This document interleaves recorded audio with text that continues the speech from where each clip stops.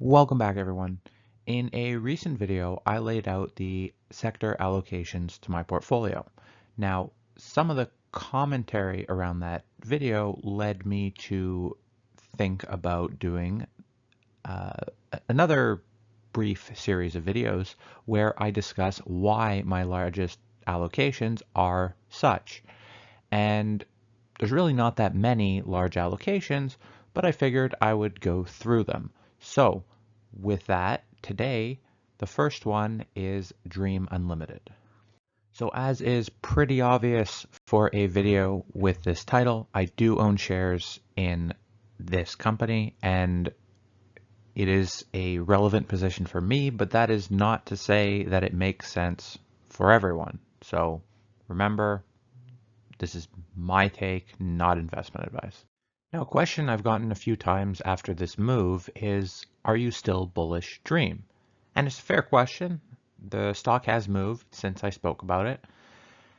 And now that it's trading a bit above book value, I think, the value investors here would have a look and say, okay, are you still bullish? And it's, for that reason, a good question.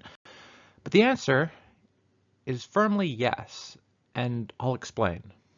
So starting on the value side, the first thing I will say is that although it is trading above the technical book value, at least pre-earnings, it is still trading at a significant discount to its net asset value.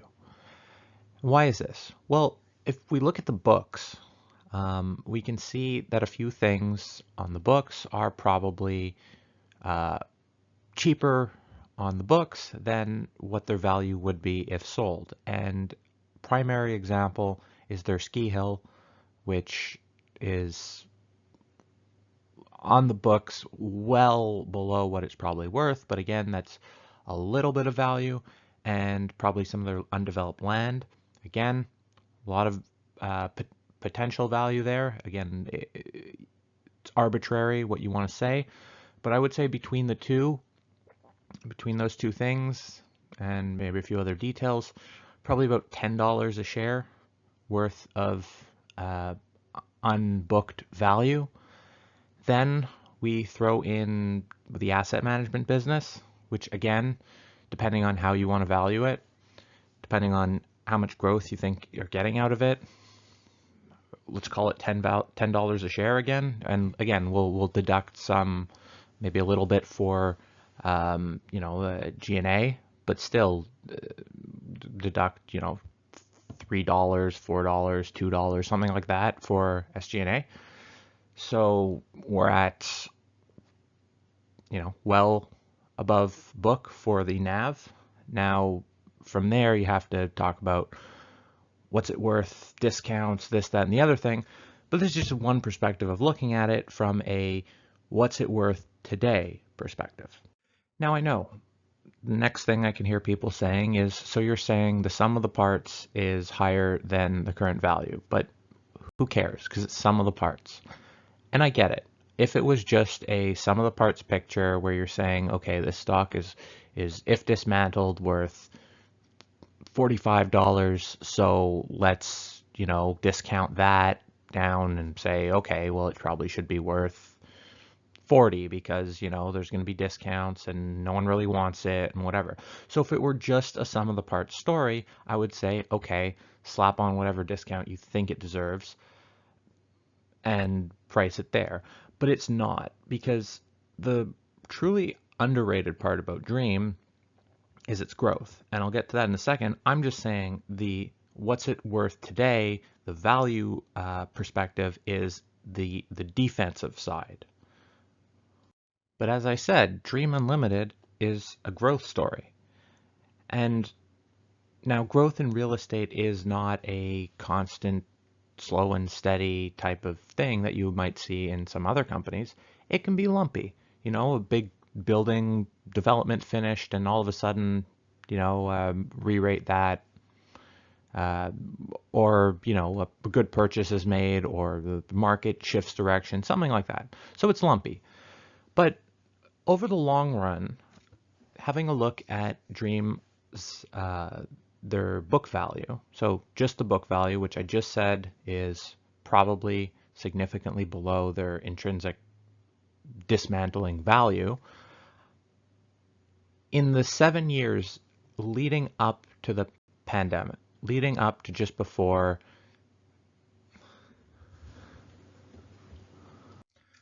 but as I said, Dream is a growth story. Now, growth in real estate isn't exactly slow and steady. It can be lumpy due to a number of reasons, including development and market shifting and all sorts of other purchases and stuff like that.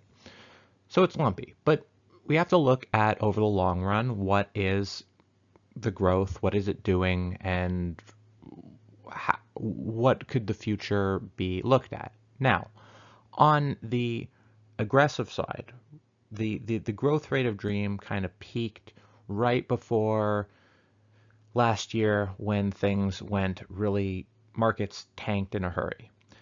Right before that, the peak growth rate that I saw was 21%. Now, again, that is using growth in book value, which I just said is probably understated.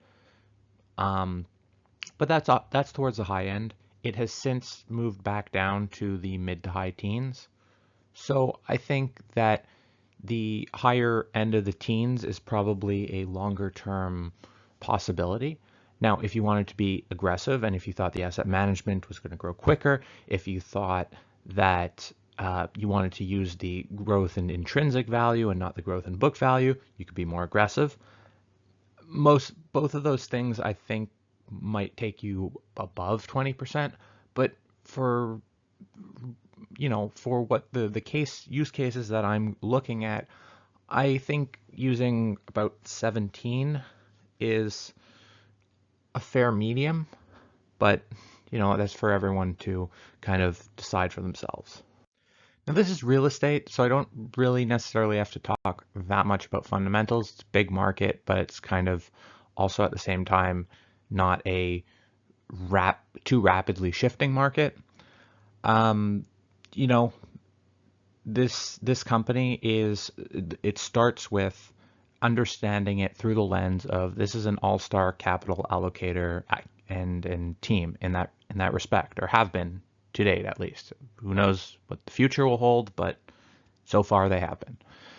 Next, this is large-scale real estate development. So this is the relevant projects in cities that need to be built to house people, to get the big commerce of the country running.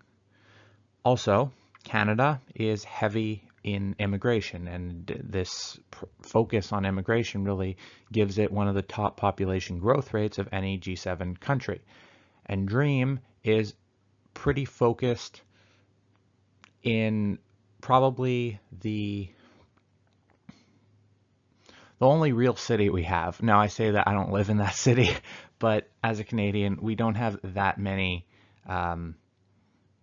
relevant scale cities, and a lot of them have, smaller cities, small populations, but the New York of Canada is probably Toronto, and it's been growing faster because there is the biggest demand to be there, because like I said, it's the prime location. Now there's some other places also, and they have some assets elsewhere, and there's other growth and other development, but in terms of capital, in terms of focus, in terms of Canada real estate, you can't really look at how it's doing without looking at the place where everyone seems to want to be. Now, in terms of getting to think of why this is a very large allocation within my portfolio, I think it's important to understand the difference between defensive and offensive. When we look at what a company is worth today, and what if it can't succeed going forward, what if there's some slight problems, what if the market shifts, what if all that stuff, you look at okay, approximately what's it worth today, what's it worth if they had to start selling assets because there was a problem. So you look at how to defend the valuation. And in that sense, you look at the, price to book, price to what it's worth. But when we look at markets, when we look at, some of the aggressive pricing out there, some of the most popular stories, we look at growth, and that is offense, how money is made in markets, not how money is not lost. And I mean, money could be made in both ways, but if you have a company that can play offense in good markets and make you money, and then defense in bad markets to not lose money, that is why some things offer superior potential. But this is also a company where the bull case is not a static one. It's not there's a net present value and you think it should get there and then sell it.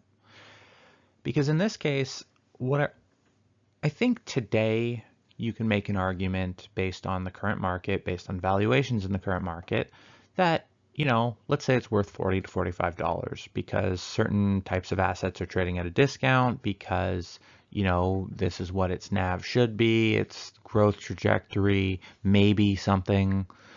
So let's call it 40 to 45 today in terms of relative valuation where it may belong. But the thing is, from there, if you look at where it can grow, where the growth has been, well then, that's a moving target.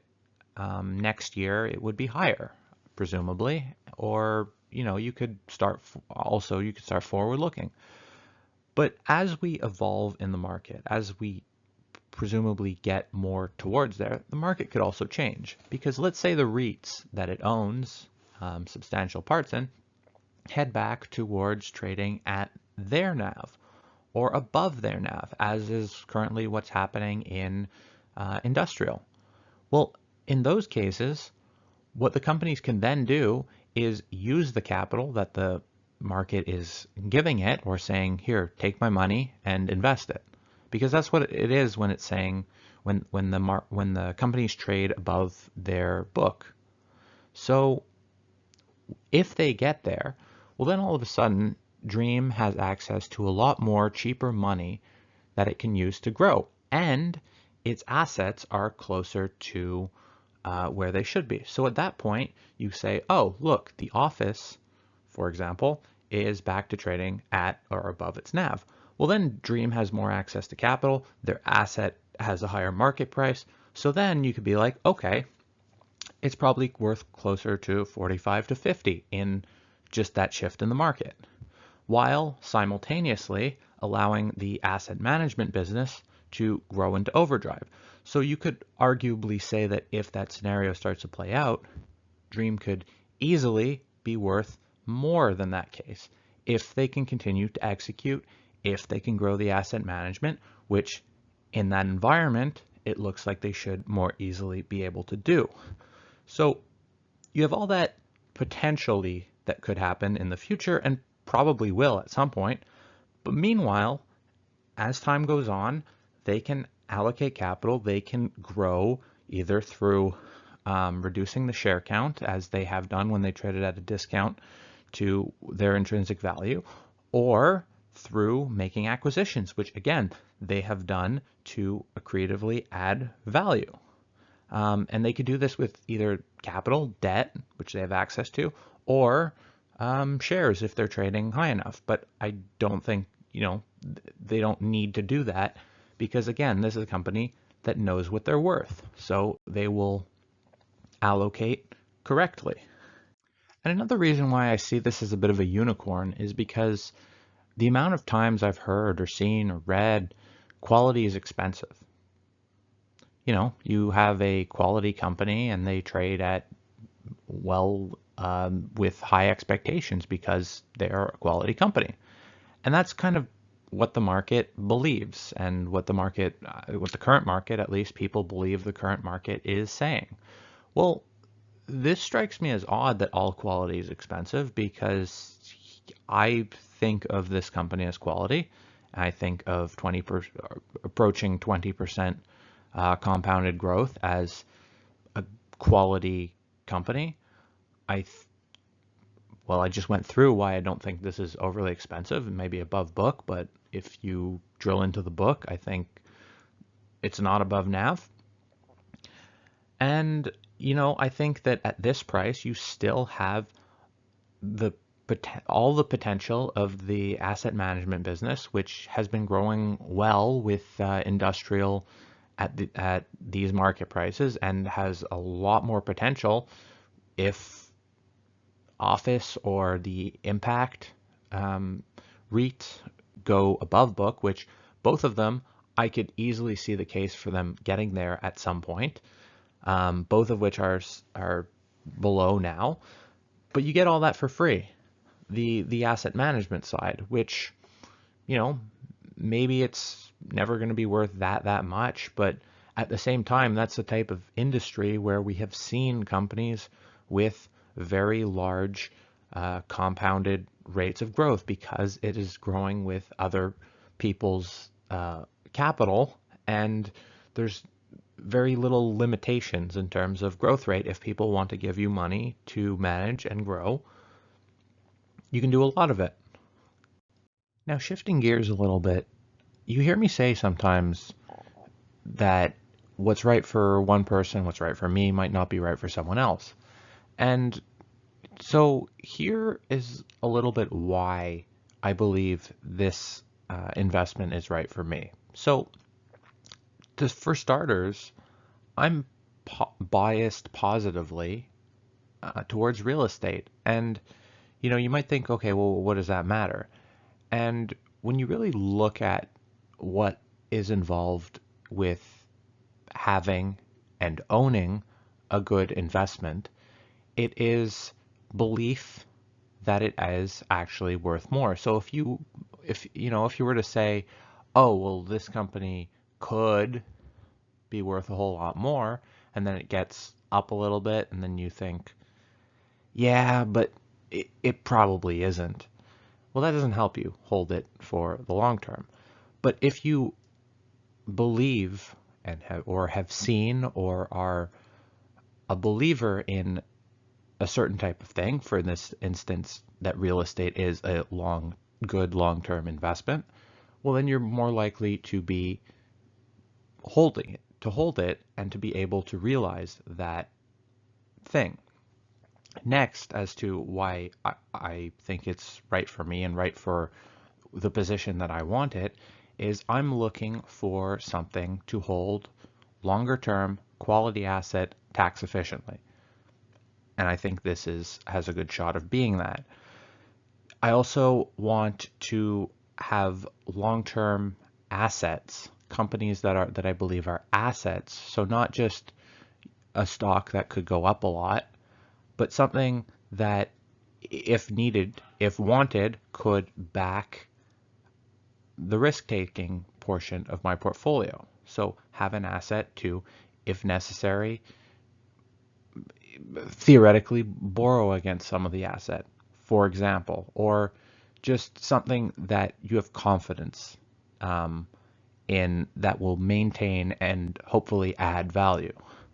Next, and I spoke to this a little bit before, there are very few tier 1 investable growing cities in Canada, especially for all season money. If you're a believer that in oil, you might want to invest in the West, Alberta, Calgary, stuff like that. There's Vancouver, and then there's, Toronto, Montreal, and a few other cities around. But realistically, when we're talking about big, metropolitan, growing cities, Toronto is really the big one. And this investment, the assets here, are mostly focused there. Now, they do have assets elsewhere, and there will be development elsewhere and opportunities elsewhere, of course, too. But, when people talk about real estate, they say, first three things that matter are location, location, location. And I think you can see by the current pricing environment where optimal location is. So back to the question of what's it worth? Well, I think the best way of looking at this is to focus on the NAV, focus on the net asset value, watch as it grows over time, hopefully.